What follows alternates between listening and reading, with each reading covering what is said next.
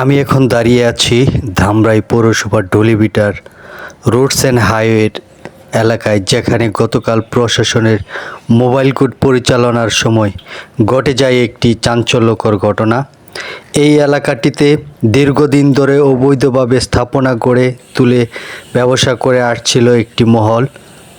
প্রশাসনের পক্ষ থেকে আগেই নোটিশ দেওয়া হয়েছিল, মাইকিং করেও সতর্ক করা হয়েছিল স্থাপনা সরিয়ে নেওয়ার জন্য, কিন্তু নির্ধারিত সময়ের মধ্যে তা না সরানো গতকাল ম্যাজিস্ট্রেট নেতৃত্বে মোবাইল কোর্টে এসে উচ্ছেদ অভিযান শুরু করে।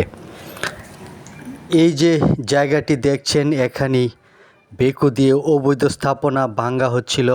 ঠিক সেই সময় অভিযোগ উঠেছে সেখানে থাকা কিছু দোকানদার ক্ষিপ্ত হয়ে হামলা চালায়।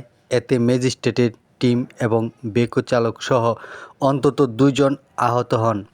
ঘটনার পর এলাকায় উত্তেজনা ছড়িয়ে পড়ে এবং এখনও স্থানীয়দের মধ্যে আতঙ্ক বিরাজ করছে।